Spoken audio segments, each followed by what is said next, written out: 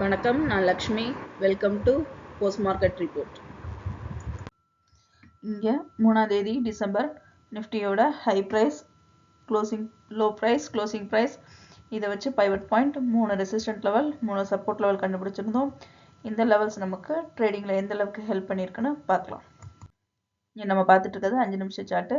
Nifty பார்த்தீங்கன்னா 24,488, அதாவது pivot பாயிண்ட்டுக்கு மேலே நமக்கு மேலே ஆரம்பிச்சதுனால முதல் ரெசிஸ்டன்ட் லெவனை நம்ம பிரேக் அவுட் பண்ணுதான்னு பார்ப்போம். இந்த இடத்துல பார்த்தீங்கன்னா நம்மளுடைய முதல் ரெசிஸ்டன்ட் பாயிண்ட்ல நமக்கு கன்சாலிடேஷன் நடந்திருக்கு. அப்புறம் பார்த்தீங்கன்னா ரெசிஸ்டன்ட் லெவல் 1லேருந்து பைவட் ஜோனுக்கு ஒரு லாங் ரேலி வந்து நடந்தது. நெகட்டிவ்ல மூவ் ஆகி திரும்பவும் பார்த்தீங்கன்னா நமக்கு திரும்பவும் ரெசிஸ்டன்ட் லெவல் 1 நமக்கு டச் பண்ணி 24,461 நமக்கு நிஃப்டி இன்னைக்கு க்ளோஸ் ஆயிருக்கு.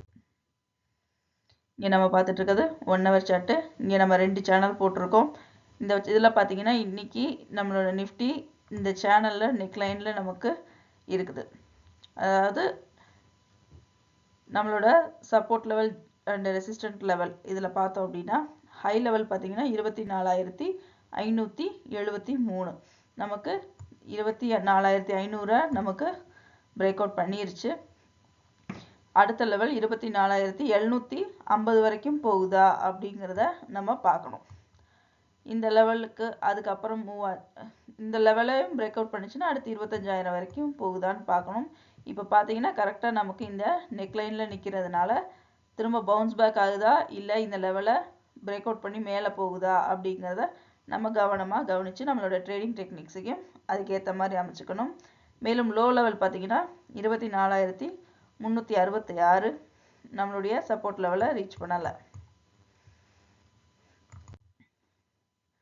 இங்கே நம்ம பார்த்துட்டு இருக்கிறது 4 ஹவர் சார்ட்டு. முதல் பாதியில் பார்த்தீங்கன்னா நமக்கு செல்லரோட டாமினேஷனும் பையரோட டாமினேஷனும் ஈக்குவலாக இருக்குது. இரண்டாவது லெவலில் பார்த்தீங்க அப்படின்னா நமக்கு செல்லரோட டாமினேஷன் அதிக லெவலில் நிஃப்டி க்ளோஸ் ஆகிருக்கு. இங்கே நம்ம பார்த்துட்டு இருக்கிறது பேங்க் நிஃப்டியோட high price, low price, closing price இதை வச்சு pivot point, 3 resistant level, 3 support level கண்டுபிடிச்சிருக்கோம். இந்த லெவல்ஸ் நமக்கு ட்ரேடிங்கில் எந்த அளவுக்கு ஹெல்ப் பண்ணியிருக்குன்னு பார்க்கலாம். இங்கே நம்ம பார்த்துட்டு இருக்கிறது 5 நிமிஷம் சார்ட்டு. பேங்க் நிஃப்டி பார்த்தீங்கன்னா 52,775 நமக்கு ஓப்பன் ஆனது. ஓப்பன் ஆகி முதல் ரெசிஸ்டன்ட் ஜோனை பிரேக் அவுட் பண்ணிச்சு. இரண்டாவது ரெசிஸ்டன்ட் ஜோனையும் பிரேக் அவுட் பண்ணி ஒரு சைட்வேஸில் மூவ் ஆகிட்டு இருக்கும்போது திடீர்னு நமக்கு பார்த்தீங்கன்னா இந்த இடத்துல ஒரு ரேலி நடந்திருக்கு. R1ஐயும் டச் பண்ணியிருக்கு. இதே இடத்துல திரும்பவும் பவுன்ஸ் பேக் ஆகிருக்கு. பவுன்ஸ் பேக் ஆகி நமக்கு R2 இந்த இடத்துல நமக்கு பிரேக் அவுட் பண்ணியிருக்கு. பிரேக் அவுட் பண்ணி 53,325 நமக்கு பேங்க் நிஃப்டி க்ளோஸ் ஆகிருக்கு. இங்கே நம்ம 2 சேனல் வரைஞ்சிருக்கோம். அதாவது இந்த லெவல்ல இருந்து இந்த லெவல் வரைக்கும் உள்ளது நம்மளுடைய முதல்ல நம்ம வரைஞ்சிருந்த சேனல். இந்த சேனலை நமக்கு இங்கே பிரேக் அவுட் பண்ணியிருக்கு. அதனால 2வது சேனல் நம்ம ட்ரா பண்ணியிருக்கோம். இந்த 2வது சேனல் பார்த்தீங்கன்னா நமக்கு 53,500 கிட்ட நமக்கு அதாவது இந்த லெவலில் நம்ம சேனல் இந்த லெவல் போட்டிருக்கோம். இப்போ பார்த்தீங்க அப்படின்னா ஹை லெவல் 53,387 நம்ம 52,600 முதல் ரெசிஸ்டண்ட்டாக வச்சுருந்தோம். இங்கே பிரேக் அவுட் ஆயிடுச்சு. அடுத்த லெவல் 53,000 வச்சுருந்தோம். இங்கேயும் நமக்கு பிரேக் அவுட் ஆயிடுச்சு. இப்போ 53,400ஐயும் நமக்கு நெருங்கிட்டு இருக்கு. ஆனால் இங்கே இன்னும் பிரேக் அவுட் பண்ணலை. 53,387 பவுன்ஸ் பேக் ஆயிருக்கு.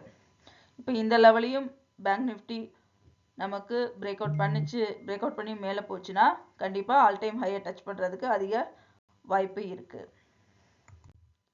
நம்ம பார்த்துட்டு இருக்கிறது 4 ஹவர் சார்ட்டு. முதல் பாதியில் பார்த்தீங்கன்னா செல்லரோட டாமினேஷன் இல்லாமல் பையரோட டாமினேஷன் தான் அதிக லெவலில் க்ளோஸ் ஆகிருக்கு.